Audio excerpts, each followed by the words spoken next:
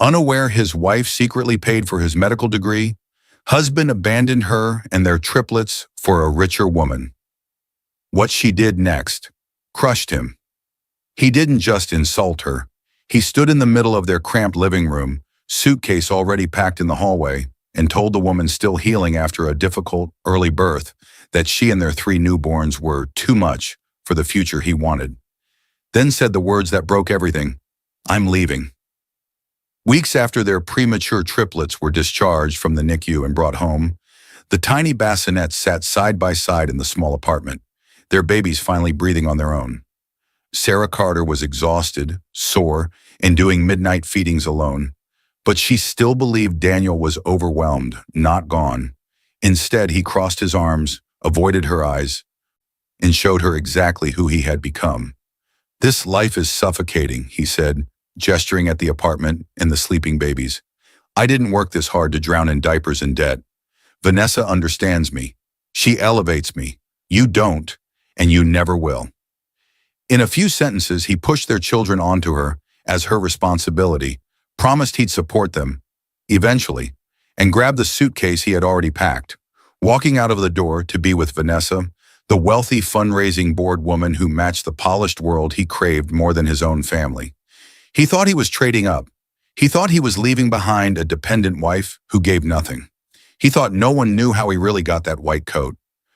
What he never imagined was this: the quiet woman he had just abandoned with 3 premature infants was the one who had secretly paid for almost every dollar of his medical degree, using her late father's inheritance, student loans in her own name, and years of double shifts he never bothered to look at.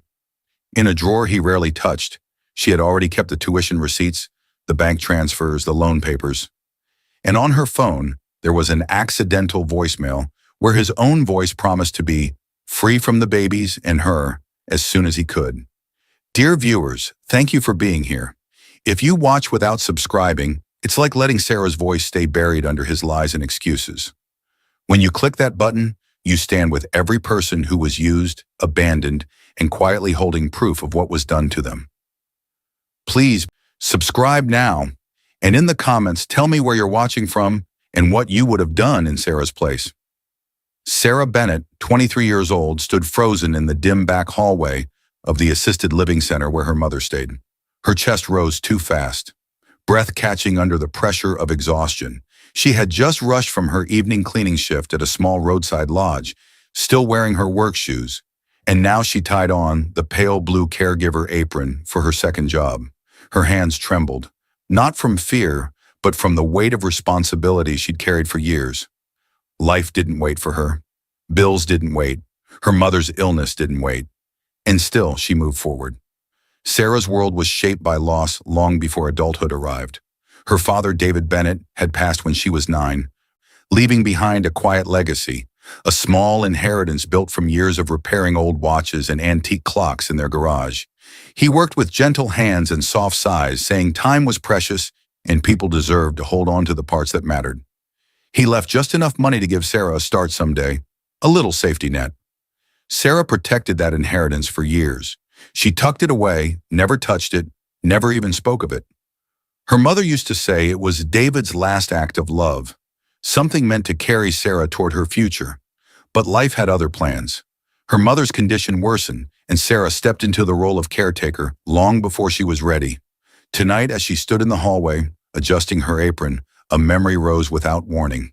She had been 14, sitting cross-legged outside her parents' bedroom, hugging her knees, listening through a cracked door. Her mother's voice, tired but hopeful, floated through the silence. "Find someone whose dreams you can share," Lila whispered, "not someone you have to chase."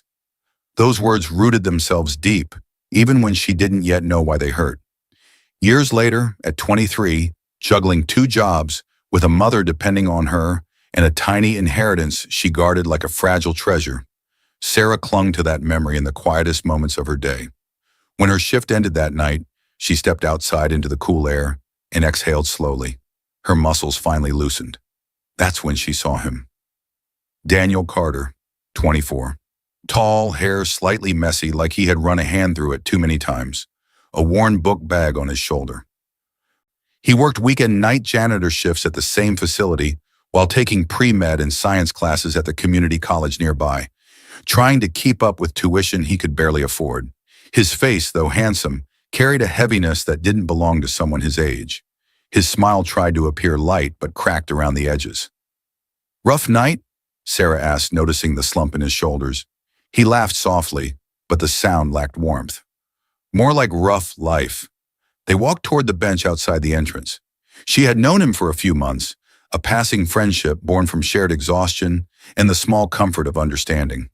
Tonight he looked different, not just tired, shaken. He held a letter in his hand, the envelope crumpled. He hesitated, then let her see it. "Rejected," he whispered. Her eyes softened. "Again," he nodded. "They said there's no financial package for me. The medical program accepted me if I can pay, but I can't clear the tuition. Without money, they'll give my spot to someone else next semester." Then something unguarded slipped out of him, something raw. "I just want a chance to prove I'm not a nobody." The words cracked open more truth than he usually allowed, and Sarah listened, because Daniel, as she learned over time, carried his own scars. His father left when he was a boy, disappearing in the middle of a winter night without goodbye. His mother worked herself into silence, always exhausted, always worried, never present. Daniel grew up believing he had to earn love, achieve enough, become enough, impress enough, or he would be left behind like before. His obsession with success wasn't pure arrogance, it was survival. Sarah understood that kind of survival far too well. She began to see the parts of him he tried to hide, the fear of failure, the desire to prove himself, the hope for something bigger. And somewhere in her chest, a quiet answer formed. She wanted to help. Weeks passed. They grew closer. Their talks stretched late into the night in staff rooms and on quiet benches, both of them clinging to a strange comfort in each other's company. She learned how badly he wanted to be a doctor, not for praise alone, but to escape the life he grew up in, to finally feel worthy.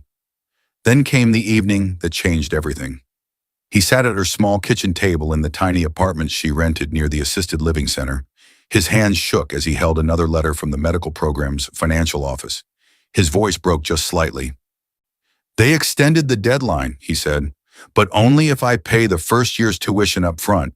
I can't even get loans approved without a cosigner. I don't have anything. No one." He stared at the page, eyes glassy. "I don't know how to keep going. I keep thinking if I could just get in, everything would change. But I can't afford it. I'll never be anything." Sarah looked at him, and her mother's whisper echoed again, older now, wiser in its warning. "Find someone whose dreams you can share." She wanted to share his, not chase him, not lose him, not see him crumble.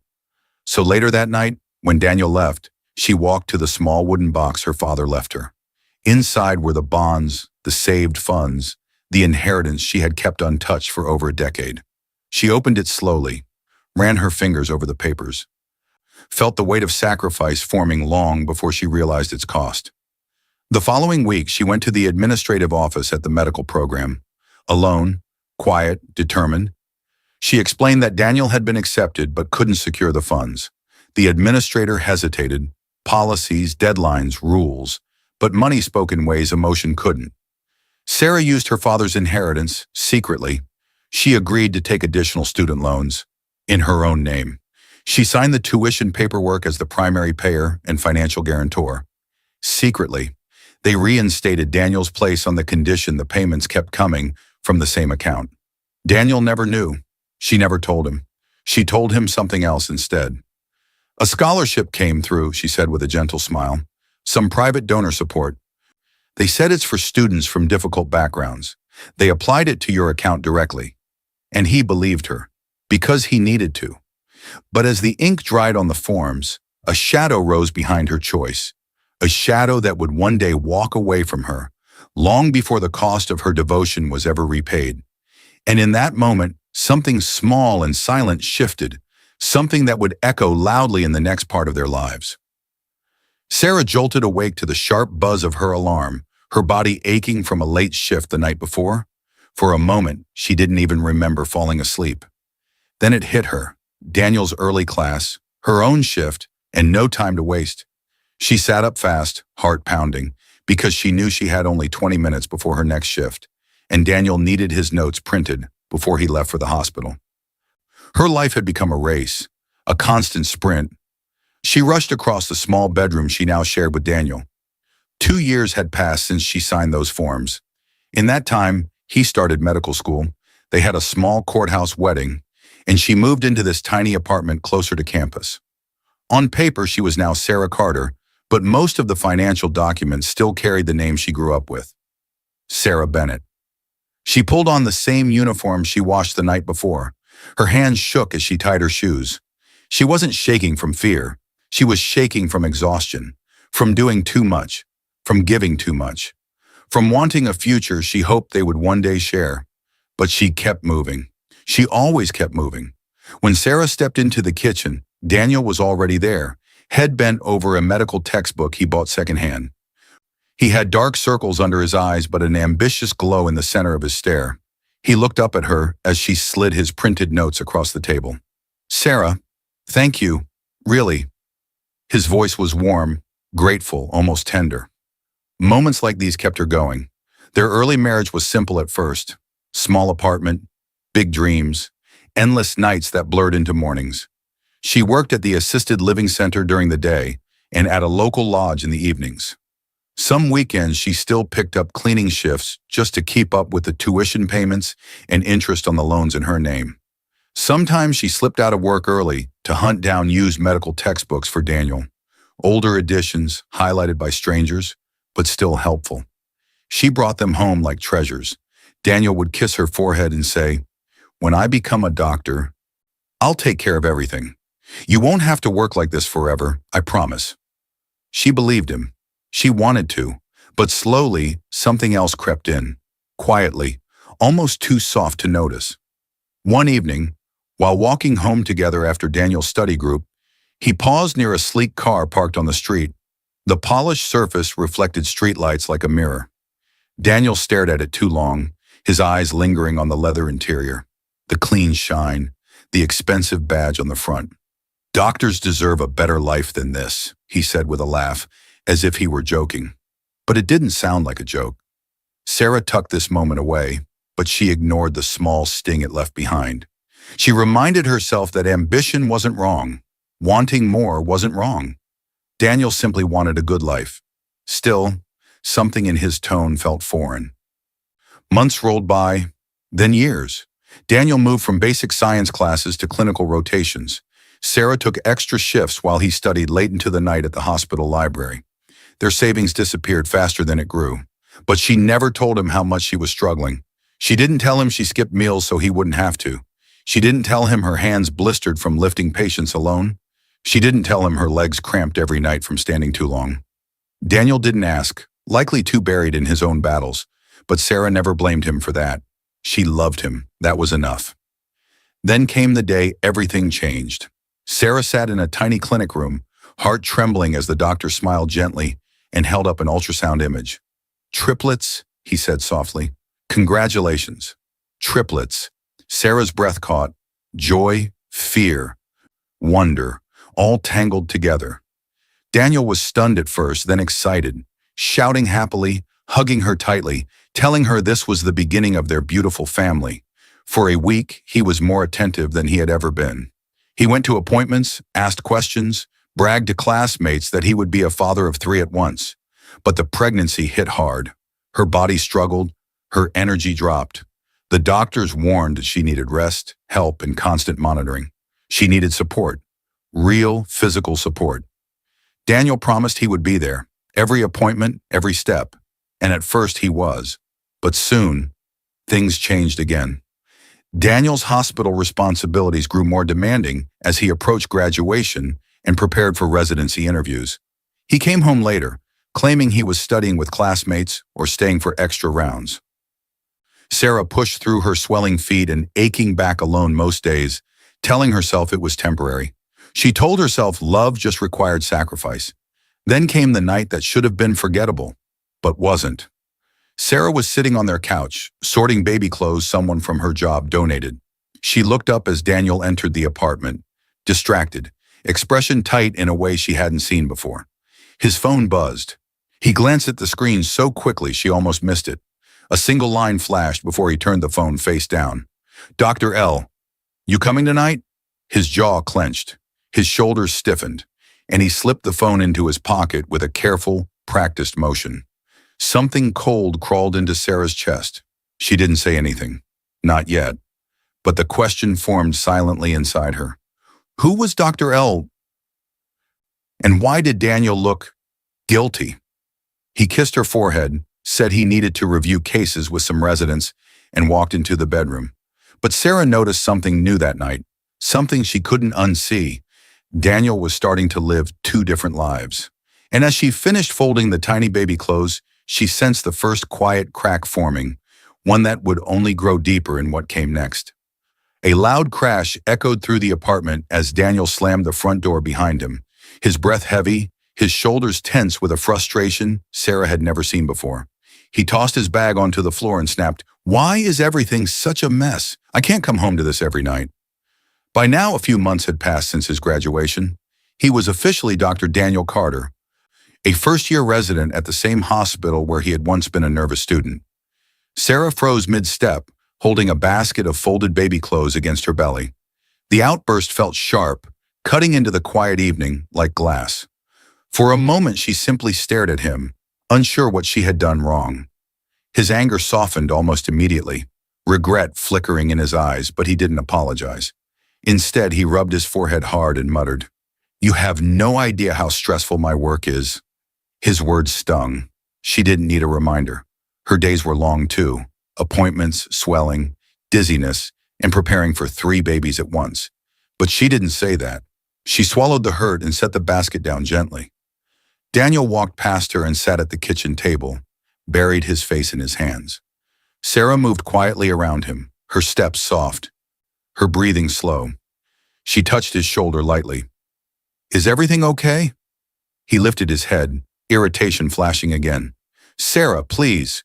You don't understand the burden of being a doctor. People's lives are in my hands. You don't know what it's like to have patients and attendings depending on you all day." The words landed harder than he expected. He didn't notice how she stepped back slightly or how her eyes dimmed. She understood all too well what being depended on felt like. She lived it every day, just in a different way. But she didn't argue. She only nodded. Later that night, as she washed dishes, she heard something she almost never heard anymore. Daniel laughing, not the tired laugh he used at home, not the forced one he gave when he was stressed. This one was light, youthful, full of energy she hadn't seen from him in months. Sarah wiped her hands and stepped toward the hallway, curiosity pushing her feet forward. Daniel was in the bedroom, phone pressed to his ear, voice low but excited. She couldn't hear words, just the tone. Bright, playful, alive. A tone she wished he still used with her. He hung up quickly when he noticed her standing in the doorway. His smile vanished as fast as it appeared. "Who was that?" she asked softly. "Just someone from the hospital," he replied too quickly. "One of the board people. Stop worrying. I have work to do." He walked past her, grabbing his laptop, avoiding her eyes. Sarah stood still for a moment. Something wasn't right. This wasn't about stress or work. This was something deeper, something slipping through cracks she didn't even know existed, and she felt it widening. The reflection deepened in her chest as she remembered something small but important. Daniel had always loved validation. Even back when they first met, she saw how his face lit up when praised, how he straightened his posture when someone with status noticed him. It was harmless then, just insecurity trying to feel worthy. But now, surrounded by doctors, nurses, wealthy donors, and polished professionals, that old need for approval had room to grow, and Sarah sensed it growing too fast. Days passed. Daniel came home later, sometimes after midnight. His clothes smelled of expensive perfume, not just disinfectant and hospital air. He claimed it was cologne from a coworker who hugged everyone. Sarah nodded, but a quiet ache settled into her bones. She told herself he was just tired. She told herself residency was overwhelming. She told herself she was imagining things, but the truth whispered in the back of her mind, steady and unsettling. One afternoon, as Sarah set Daniel's clean scrubs on the bed, his phone buzzed on the nightstand. She didn't mean to look. She only glanced out of reflex. A name lit up the screen. Vanessa. A name she didn't know. A name that didn't belong to anyone he had ever mentioned. The preview bubble showed just a fragment. Board dinner tonight. Can't wait to see... The notification disappeared as the phone locked. When Daniel came out of the shower moments later, she pointed to the phone. Who's Vanessa? He didn't flinch, didn't hesitate. His answer came smooth, almost practiced. She's on the hospital fundraising board. She helps bring in donors. It's nothing. Nothing. The word echoed in her chest, too hollow to believe. And as he kissed her cheek and walked away, his phone still in his hand, she couldn't shake the feeling that nothing was about to become something far worse. And as the quiet evening settled again, Sarah sensed a shift, a small, sharp one, that would only grow sharper in the days to come. Sarah's scream tore through the hospital hallway as nurses rushed her into a delivery room. She wasn't supposed to go into labor yet. Not this early. Not when the baby still needed weeks. Her vision blurred. Her breath broke. Her hands clutched the rails of the hospital bed as contractions crashed through her like waves she couldn't escape. She heard voices, urgent, commanding. 3 babies. We need NICU ready. Move quickly. Blood pressure dropping. Her world spun. Daniel wasn't beside her. He was miles away at a fundraising dinner, dressed in a suit, standing beside Vanessa at a hotel ballroom packed with donors and board members. She had picked out the tie that matched his eyes. She had introduced him around as one of our most promising young doctors. The pain sharpened, slicing through Sarah's ribs. Tears streaked her face, but her voice cracked in one desperate whisper. Please, my babies. Then everything blurred into bright lights and rushing feet. Hours later, Sarah lay in her hospital bed, drained, pale, barely able to lift her head. Her stomach felt empty, hollow. She delivered too soon. The room felt too large, too cold. Machines hummed softly around her. A kind nurse named Emily, middle-aged with soft hands and calm eyes, stepped in. Her role was clear. She was the NICU coordinating nurse assigned to guide new parents in emergencies. She gently brushed hair from Sarah's forehead. You did everything you could, Emily said softly. The triplets are fighters. They're in the NICU getting the best care. I need to see them, Sarah whispered, her voice raw. You will, soon. Let your body rest for a moment. We don't want you collapsing on the way. Sarah tried to breathe normally, but guilt crushed her chest. She felt responsible. If she had rested more, worked less, stressed less. Emily noticed the look in her eyes. Preterm birth with multiples is common. This isn't your fault. Sarah closed her eyes, tears sliding sideways into the pillow. When Daniel finally arrived, 2 hours later, his hair was perfectly gelled, suit spotless, smelling faintly of strong perfume that wasn't hers. He rushed in with forced panic. I came as fast as I could, he said, voice tight.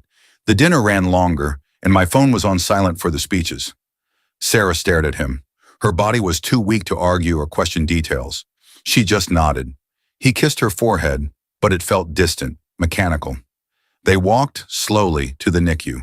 3 tiny babies lay in 3 tiny incubators, each hooked to life-supporting monitors. Their chests rose and fell quickly, their bodies small and fragile. Sarah's heart broke and rebuilt itself in one breath. These were her children, her miracle, her reason to fight. Daniel stood stiffly beside her, arms crossed, eyes darting toward his buzzing phone. A message flashed. He ignored it. He tried to smile. But something about his expression seemed conflicted, like stress and guilt were pressing against each other inside him. They visited the babies together for a few minutes, but Sarah noticed how quickly Daniel shifted his weight, how he glanced at the clock more than at the infants. Minutes passed. Then he sighed. I'm sorry, Sarah. I need to head back. Back? She asked quietly. The board expects me to attend certain events. These people support the hospital. It's important for my career. If I just disappear, they'll notice. Her throat tightened. But the babies, they're in good hands. You stay. Rest. I'll come back after things calm down. He kissed her cheek and walked out without looking back. The door closed behind him, and Sarah felt the room tilt. Fear, love, exhaustion, and loneliness pressed down until she could hardly breathe. Days turned into a routine she didn't expect. Sarah, moving slowly but with fierce determination, spent hours in the NICU, whispering to each baby, learning their tiny faces and fragile rhythms. She pumped milk, wrote their names on little cards, and memorized every beep of every monitor. Daniel visited less and less. Late shifts, he said. Board meetings, he said. They need me, he said. But each excuse cut a new wound in her heart. One evening, after a long day at the NICU, Sarah returned to her hospital room alone. She sat with her hands on her stomach, remembering how she imagined motherhood. A warm home, a supportive husband, a strong family. Instead, she felt abandoned, just like Daniel had been as a child. A memory flashed. Daniel telling her how his father left right after he was born, how his mother cried in the kitchen for weeks, how he learned early that when stress came, people ran. Was he running now? Before she could answer that terrible question, her phone buzzed with a voicemail notification. She frowned. She hadn't made any calls. She pressed play. Daniel's voice filled the room, soft, warm, gentle in a way he hadn't spoken to her in months. I miss you too. And yes, I'll tell her soon. In the background, she could hear faint music and clinking glasses, sounds of the same kind of dinner he had just left. It hit her in one sharp realization. He must have dialed her by accident while calling someone else. The call went to voicemail and recorded what he thought was a private moment. Sarah froze. Tell who? What? Her heart stopped mid-beat. That message wasn't meant for her. And as the phone slipped from her hand, Sarah sensed the truth moving closer, quiet, sharp, and ready to cut. Weeks after the triplets were finally discharged from the NICU and brought home, Daniel slammed the apartment door so hard the walls shook. Sarah, holding one of the babies against her shoulder, flinched as the noise ripped through the quiet space. The triplets stirred in their bassinets, tiny bodies trembling at the sudden shock. Daniel didn't stop to check on them. He didn't even glance their way. He stormed into the living room with an expression Sarah had never seen before. Cold, sharp, rehearsed. Sit down, he said, not a request, a command. Sarah felt her stomach drop. Something dark filled the air around him. She gently placed the baby back into the bassinet and took a seat on the edge of the couch. Her hands shook. Her breath thinned. Over the past days, he had been more distant than ever. Late nights, vague explanations. A suitcase that had moved from the back of the closet to the hallway. Because it's easier for call shifts. She wanted to believe him. She wanted to believe the voicemail she heard had been a misunderstanding. Now she wasn't so sure. Daniel did not sit.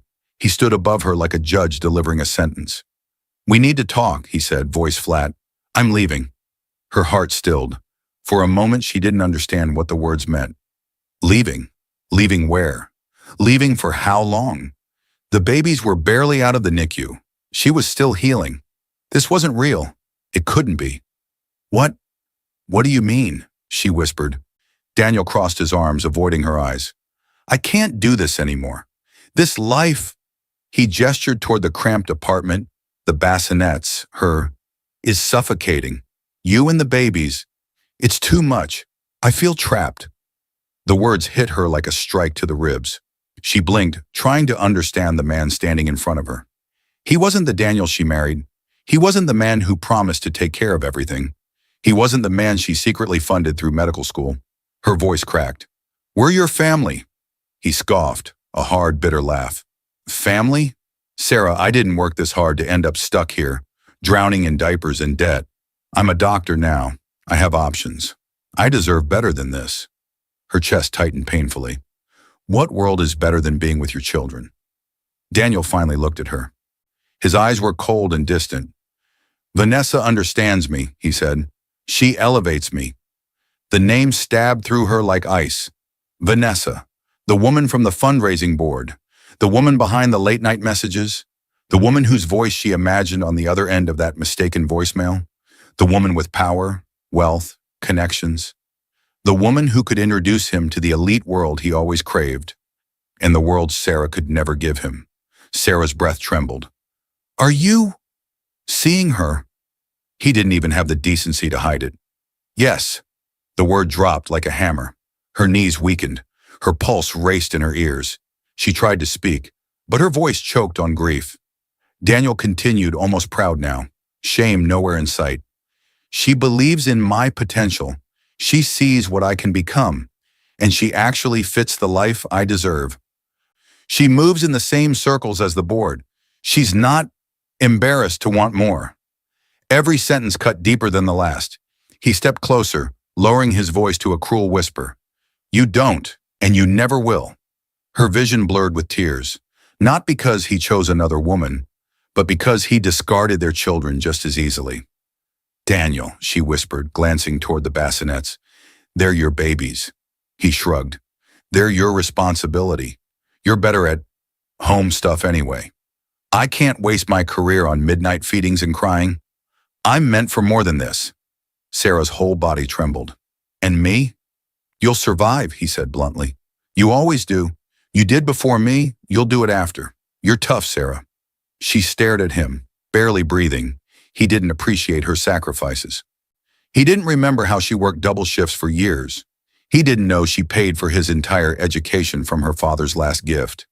He didn't know because she supported him in silence, believing he would someday return that love. She saw then that he never understood devotion. He only understood validation. Daniel ran a hand through his hair and exhaled sharply. Look, don't make this ugly, Sarah. You'll be fine. I'll support the kids. Eventually, once things settle and my reputation is stable.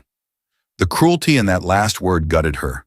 Eventually, like her children were an afterthought, like she was a burden, like their whole life together was disposable. He grabbed the packed suitcase from the hallway, one he must have prepared earlier in the week, and headed for the door. She stood on shaking legs. Please, don't do this. Don't leave us like this. They need their father. You said you'd never be like yours. He paused just long enough to look back. His face hardened. I already told Vanessa I'm leaving. She's expecting me tonight. Don't embarrass me by making a scene. Embarrass him, not hurt him, not break him, not betray him. Embarrass him. And with that final blow, he walked out of the apartment without looking back. The door closed behind him with a painful finality. Sarah collapsed to her knees, the baby's soft cries echoing her own silent heartbreak. Her chest ached so fiercely she nearly couldn't breathe. But even through the storm of emotion, one truth rose, sharp and undeniable.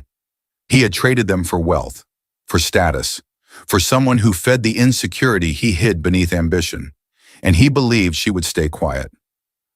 But he had no idea what she knew, what she held, or how far she would go to protect her children.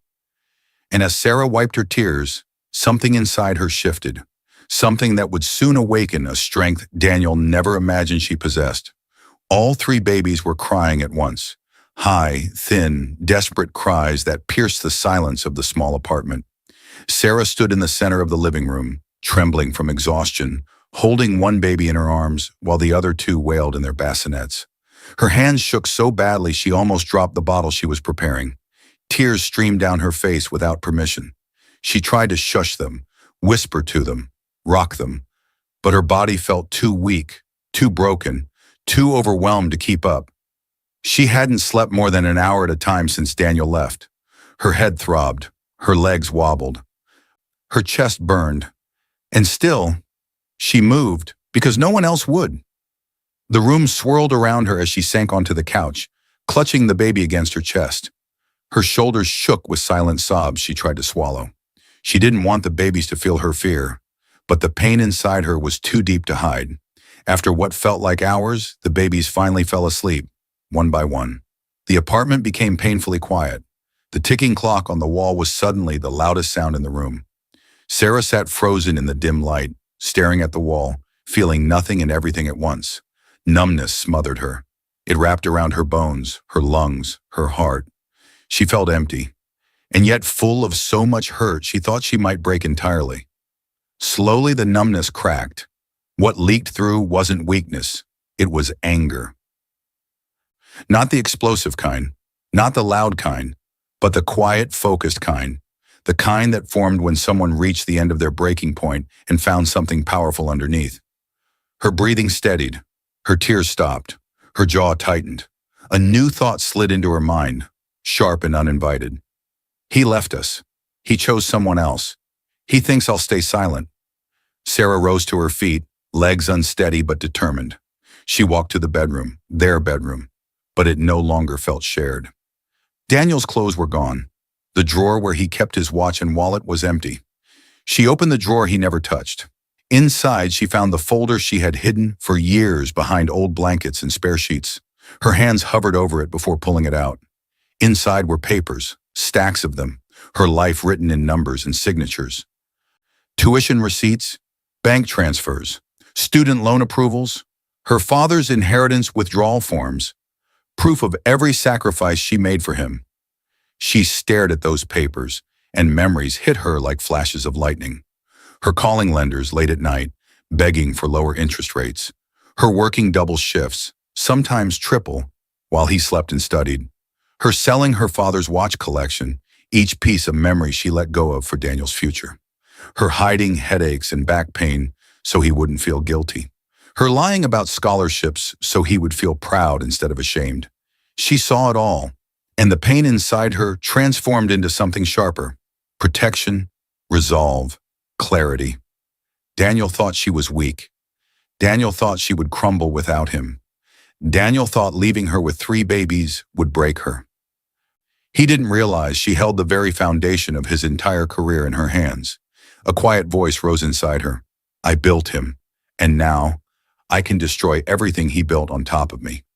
Sarah didn't know anything about revenge. She didn't know much about the law. She didn't know how far she would need to go. But she did know this. She wasn't alone.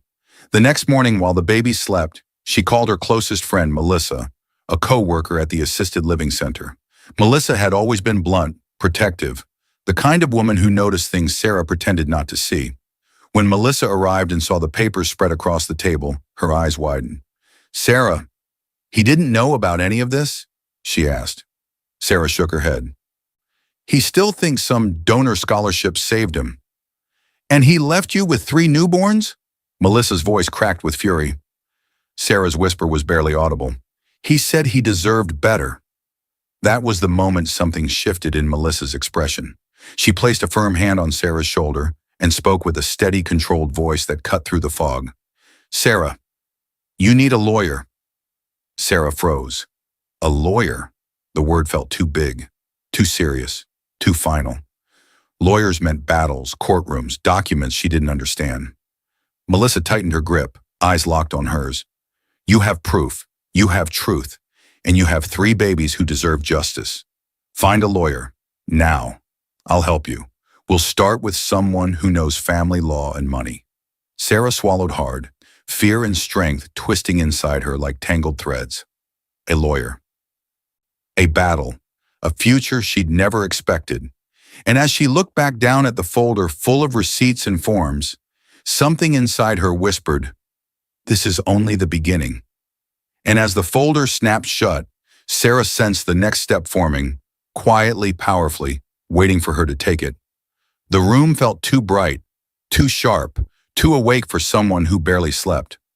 Papers, folders, and law books lined the shelves. A large wooden desk sat in the center, and behind it stood Ethan Clark, a calm, well-spoken man in his late 30s, known for helping families in crisis. His reputation was strong, his record stronger. Melissa had insisted he was the right person.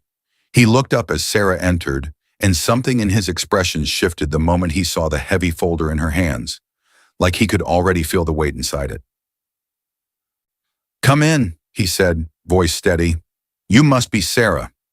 She moved carefully, almost timidly, as if she were stepping into a world she didn't belong to. She sat down, hands trembling slightly as she placed the folder on the table between them. Ethan opened it. Tuition receipts, bank transfers, loan approvals in her name, inheritance withdrawal slips signed by her, proof she had paid for every step of Daniel's path to becoming a doctor. Ethan's eyebrows rose slowly, then higher still. He leaned back, stunned. Sarah, you paid for everything. She nodded once, quietly. He flipped another page. There were also pay stubs from her 2 jobs, overlapping dates that matched his semesters and rotations. He exhaled through his nose, still flipping through pages. This isn't a small contribution. This is years of financial support. He owes you far more than he thinks. The room steadied into a reflective quiet. Sarah looked down at her hands in her lap. I never wanted anything back, she said. I did it because I loved him, because I believed he would take care of us when he finished. I thought we were building the same life. Ethan softened. But he didn't. She swallowed painfully. No, he left. He nodded, understanding, settling in his expression. Then now we protect you, and your children. The investigation began. Ethan moved quickly. Sarah followed, carrying both fear and a new spark of determination inside her. They gathered everything. Payroll records showing she worked 2 and sometimes 3 jobs during Daniel's schooling. Tuition confirmations signed in her name as financial guarantor. Email logs where she communicated with administrators. Calling herself Daniel's financial advocate, so his enrollment would not be canceled. Copies of Daniel's recent financial disclosure to the court, where he claimed he had funded his own education and portrayed Sarah as dependent and unstable. Then Ethan brought in a tech specialist, Jared, a quiet man in his early 40s who worked with digital recovery. His role was simple: uncover anything Daniel tried to hide, using Sarah's legal access to her own devices and backups. He plugged Sarah's phone into his laptop. Lines of code flashed. Files loaded. Hidden data emerged. Jared narrowed his eyes and clicked a single file. A deleted voice message. He played it. Daniel's voice filled the room. Light, excited, disturbingly warm. Once I'm free from the babies and her, we can announce us. Sarah felt her stomach twist. Her hands clenched the armrests. The room spun for just a moment. Ethan's face hardened. This isn't abandonment, he said. This is intentional. He planned this. Sarah closed her eyes in pain. He said we were too much, that he felt trapped. Because he wanted out, Ethan said. Not because he was overwhelmed, because he saw something he thought was better. Jared clicked again. More messages appeared. Screenshots of texts Sarah had saved before deleting the conversation to try to forget. Vanessa's name appeared above flirtatious lines, plans for dinners, mentions of our future, jokes about how demanding new mothers can be. Reflection wrapped around the pain, sharp memories of all her sacrifices, every long night, every shift, every whisper of hope she once held. And now she saw it clearly. Daniel didn't leave because he felt trapped. He left because he believed he deserved someone with status, connections, wealth, the very things he always felt he lacked growing up. This wasn't weakness. This was choice. Ethan gathered the documents, stacking them carefully. His voice was calm but firm. Sarah, I can help you, he said, but you need to understand something. She looked up slowly. This isn't just divorce. He leaned in. This could cost him his license. Her heart dropped. His license. His entire medical career. Ethan's eyes stayed on hers, steady and certain. He built his career on money that wasn't his, on loans and inheritance tied to your name, and he lied under oath about it. On top of that, he abandoned his newborn children. The board will not take that lightly, especially if the court documents show he misrepresented his past. Emotion crashed through her. Shock, fear, justice, anger, all twisting together. The weight of what was coming settled over her like a heavy shadow. She didn't ask for revenge. She didn't seek to ruin him. But the truth was stronger than her intentions, and now it was moving forward. As Ethan closed the folder, Sarah felt a shift in the air, something bigger, louder, and far more public waiting just ahead. Daniel walked in first, chin lifted, shoulders squared, wearing his best suit. Confidence radiated off him like heat. He didn't look nervous. He didn't look ashamed. He looked proud, like a man arriving to win. Beside him stood Vanessa, dressed in sharp elegance, her hand hooked around his arm. Her posture was polished, her expression controlled. She believed she was walking beside a rising star, not a man with secrets hanging over his head. The room buzzed with quiet whispers. A few hospital board members sat near the back, observing, because the ethics committee had already heard rumors. Court reporters adjusted their equipment. Even the judge, an older woman with sharp eyes, seemed prepared for a complicated case. And then Sarah entered. She moved slowly, carefully, holding a thick binder against her chest. Her lawyer, Ethan, walked firmly beside her. No dramatic outfit, no jewelry, just a plain dress that fit her new life. Practical, simple, honest. But Daniel saw none of that. He only saw someone he believed he had already defeated. He leaned toward his attorney and whispered something smug. Vanessa smiled, her fingers tightening on his arm as if she already saw their victory. The judge tapped her pen. "Let's begin." Daniel's attorney rose first, speaking with smooth confidence. "Your Honor, my client, Dr. Daniel Carter, has been burdened with an emotionally unstable spouse. She has been financially dependent on him for years. She created a home environment filled with stress he could not reasonably manage while pursuing a demanding medical career." He gestured toward Daniel as if introducing a hero. "Dr. Carter has shown responsibility. He has shown dedication. He has supported his wife and 3 children to the best of his ability, while she refused to contribute financially." He let the words hang. "She contributed nothing. She lived off my client." Ethan stood. "Your Honor, that is factually false, and we have proof." The judge nodded. "Proceed, Mr. Clark." Ethan walked to the judge's bench and placed the binder down. Thick, heavy, filled with years of sacrifice. He opened it slowly. "Your Honor," he said, voice steady, "my client, Sarah Carter, born Sarah Bennett, paid for 87% of Dr. Carter's medical education." Gasps rippled through the room. Daniel's smile faltered. Ethan lifted the first set of documents, tuition receipts signed by Sarah Bennett, dated across his entire medical program. These payments came from her personal inheritance, funds left to her by her late father. He placed them on the judge's desk. Next came the bank statements. These showed direct transfers from Ms. Bennett's account to the university over several years, matching each semester's tuition. Then student loan documents, all approved under Sarah Bennett's name, not Dr. Carter's. She is the primary borrower. He is not listed anywhere. The judge's eyebrows lifted slowly. Daniel's attorney shifted uncomfortably. "Your Honor, these payments could have been voluntary." Ethan cut him off with another document. "Voluntary financial support is not the issue. Fraud is."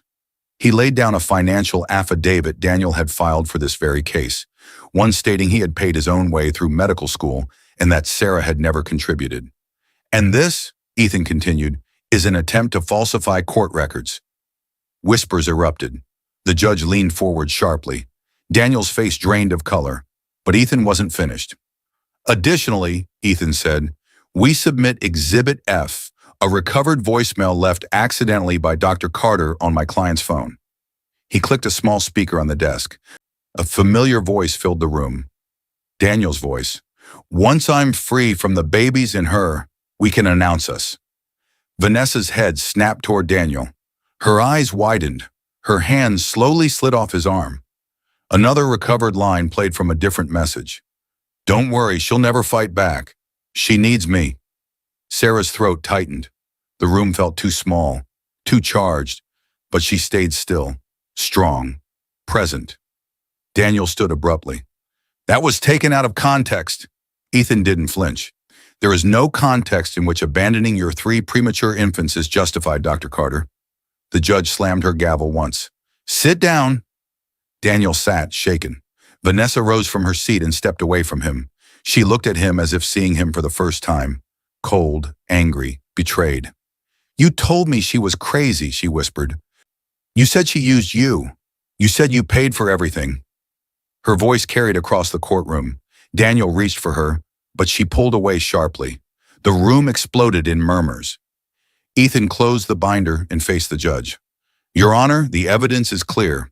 Dr. Carter benefited from Ms. Carter's sacrifices, lied about it under oath, and attempted to abandon his family for personal gain. He used his professional image to manipulate the situation while hiding the true source of his success." The judge lifted her chin, eyes fixed on Daniel. "Dr. Carter," she said, voice cold and authoritative, "these documents will be forwarded to the medical board and the hospital's ethics committee.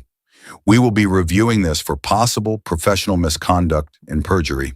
Daniel's face collapsed, his career, his image, his future, all slipping through his fingers in one breath. And as the courtroom fell silent, a new fear crept into Daniel's eyes, one that would grow even deeper in what came next. His phone exploded with calls, one after another, vibrating endlessly across the nightstand.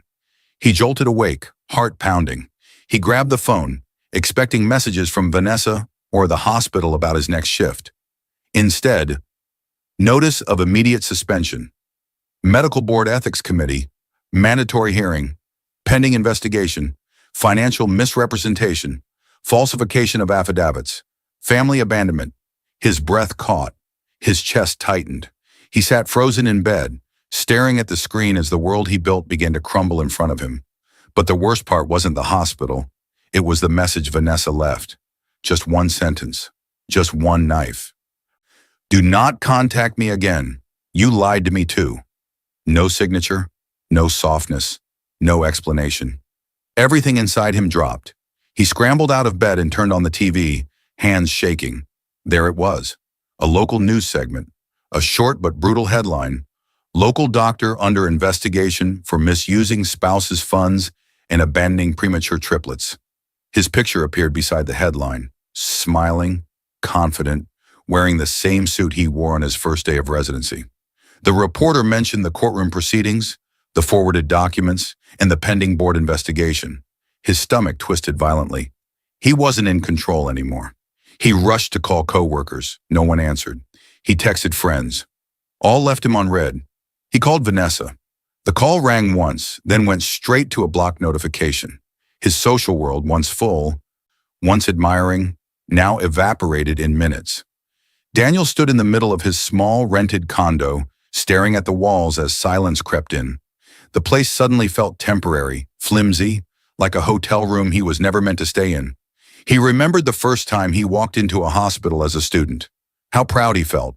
The white coat ceremony, the applause, the certainty that he had finally become someone.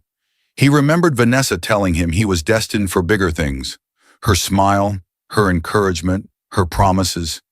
He had drunk every word like water. He remembered how he looked at Sarah before he left, seeing her as small, tired, ordinary. Someone he believed couldn't keep up with his rising world. Someone he thought needed him more than he needed her. He remembered thinking Vanessa was his future. Beautiful, wealthy, connected. But all of that had depended on one thing: his image, his reputation, his clean record. And Sarah had pulled the curtain back. He sank down onto the couch, head buried in his hands. He whispered to himself, "What have I done?" But the reflection came too late. The consequences came fast.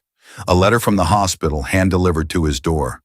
Effective immediately, his clinical privileges were suspended pending investigation. He was not to see patients, wear his white coat, or represent himself as an active physician until further notice. Neighbors whispered in the hallway when he walked past. Colleagues texted each other, but not him. Emails from the medical board demanded documents, explanations, statements. Then came the court's temporary orders. He owed child support. He owed back support for the months he disappeared. His paycheck, what was left of it, would be garnished.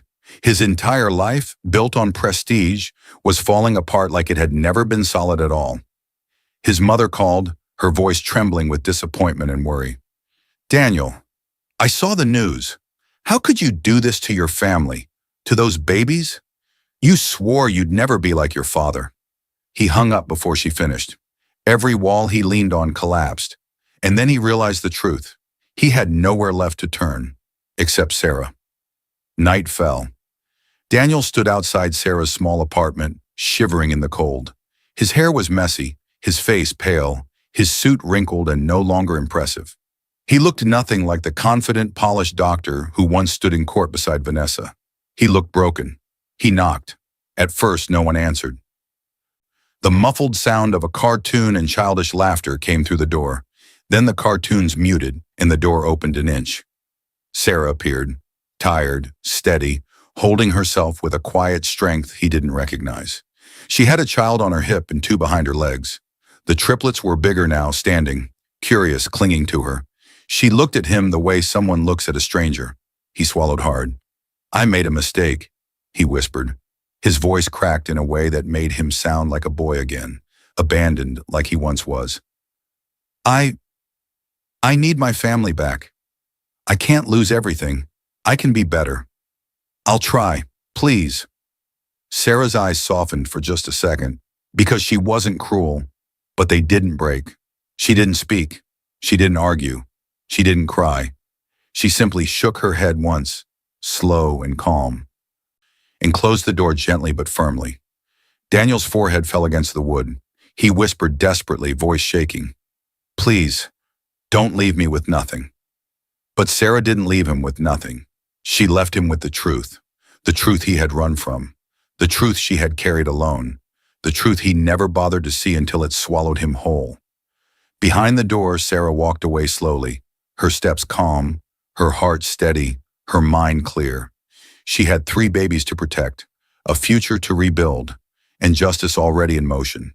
And as Daniel slid down the door in defeat, Sarah sensed the final chapter approaching, where the consequences he feared most would finally arrive. The triplets charged across the small living room, stumbling, laughing, reaching for their mother. Their legs were stronger now, their hair thicker, their voices clearer. Toys scattered across the floor, sunlight poured through the curtains, and the warmth of the moment hit Sarah so strongly it almost knocked the breath from her chest. Not in fear, in gratitude, in disbelief that she had survived everything that tried to break her. She knelt down, scooping the children into her arms, their tiny hands clinging to her shirt, their faces lighting up when she kissed their cheeks. Their laughter wrapped around her like a gentle shield, chasing away the last shadows Daniel left behind. Sarah stood slowly, carrying one child on her hip while the other 2 toddled beside her. She looked around the apartment, the same walls that once felt too tight, too quiet, too heavy. Now they felt safe, warm. Hers. She had painted the nursery herself, using soft colors she never had the chance to use before. She kept the blinds open for sunlight, something she never dared do when Daniel complained about early mornings. She placed small photo frames on the walls with pictures of her and the kids. First steps, messy meals, tiny hospital bracelets in a shadow box. Moments he had missed, moments she cherished. There was no emptiness now, only life, only renewal. She sat on the floor with the triplets and watched them play, their small fingers gripping blocks, their curiosity blooming. One stacked a tower, another knocked it down, the third clapped and squealed. In that moment, she felt something she hadn't felt in years. Peace, soft, steady, real. Her mind drifted back briefly, just briefly, to the woman she once was. The woman who worked 2 jobs, hid her sacrifices, whispered encouragement into Daniel's dreams while bearing her own. The woman who believed supporting him meant supporting them. She realized she had been wrong. She didn't lose herself when he left. She found herself. The strength she discovered didn't come from any lawyer, any courtroom, any victory. It came from surviving the night he walked away, and every night after. It came from holding her babies through the worst pain she ever knew, and still standing. It came from truth, from resilience, from finally choosing herself. A soft smile touched her lips as she stood and walked to the bookshelf. On the top shelf sat a labeled box she had placed there weeks earlier. Closed chapters. Inside was the evidence binder, the receipts, the documents, the proof of everything she once gave, and everything he once took for granted. She placed the binder inside the box, closed the lid, and gently pushed it back onto the shelf. Not forgotten, not erased, just done. The court orders now ensured consistent support for the children. The board investigation had moved on without her needing to watch every step. She no longer checked the news for updates about Daniel. His story no longer controlled hers. She lifted the babies into their stroller, grabbed her keys, and opened the front door. A fresh breeze rushed in, filling the apartment with new light. Sarah stepped outside with her children, her chest lifting with a steady, quiet joy. She didn't know what the future held, but she knew this. She was ready. She walked forward, pushing the stroller into the bright, open world, and for the first time, she felt free. Because some stories don't end with revenge. They begin again with peace. I hope you enjoyed watching it as much as I enjoyed creating it. Like, share, and comment on the lessons you've learned. Let me know where you're watching from in the comments below. See you in my next video.